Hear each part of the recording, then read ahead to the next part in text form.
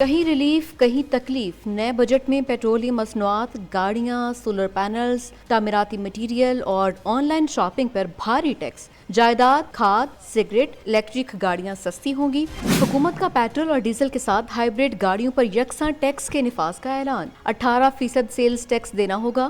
Petroleum مصنوعات پر ₹2.5 فی letter levy عائد کی جائے گی۔ پیٹرول یا ڈیزل استعمال کرنے والی اور ہائیبرڈ گاڑیوں پر سیلز ٹیکس میں یکسانیت لانے کے لیے یہ تجویز دی جاتی ہے کہ 18% ٹیکس سے کم شرح والی گاڑیوں پر بھی 18% عمومی سیلز ٹیکس عائد کیا جائے۔ آن لائن شاپنگ اور کاروبار اب جیب پر بھاری پڑے گا۔ بجٹ میں آن لائن خریداری پر 18% ٹیکس کی تجویز۔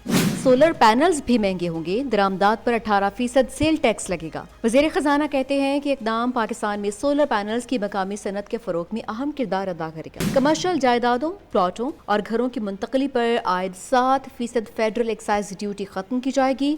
جائیداد کی خریداری پر ود ہولڈنگ ٹیکس میں بھی کمی 4% سے کم کر کے 2.5% کیا جائے گا۔ فائلر کو صرف 1.5% ود ہولڈنگ ٹیکس دینا ہوگا۔ جائیداد کی خریداری پر ود ہولڈنگ ٹیکس کی شرح 4% سے کم کر کے 2.5% اور 3.5% سے کم کر کے 2% اور 3% سے کم کر کے 1.5% کرنے کی تجویز ہے۔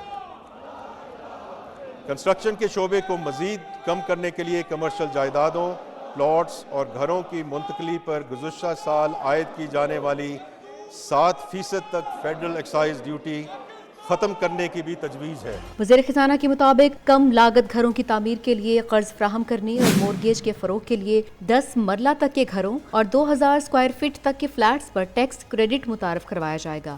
کارپوریٹ سیکٹر کو ریلیف ملے گا۔ سالانہ 20 کروڑ سے 50 کروڑ آمدن پر سپر ٹیکس میں 0.5% کمی کی تجویز ہے۔ 20 کروڑ روپے سے 50 کروڑ روپے تک سالانہ آمدنی حاصل کرنے والی کارپوریشنز کے لیے سپر ٹیکس کی شرح میں 0.5% کی کمی تجویز کی جا رہی ہے۔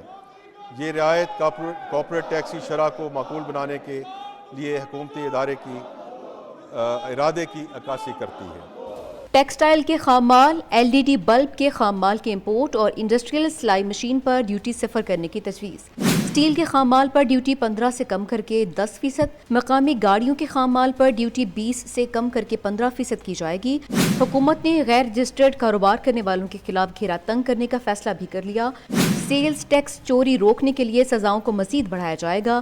بینک اکاؤنٹس منجمد، جائیداد کی منتقلی پر پابندی، کاروبار کو سیل اور سامان ضبط کرنے کے اقدامات تجویز کیے گئے ہیں۔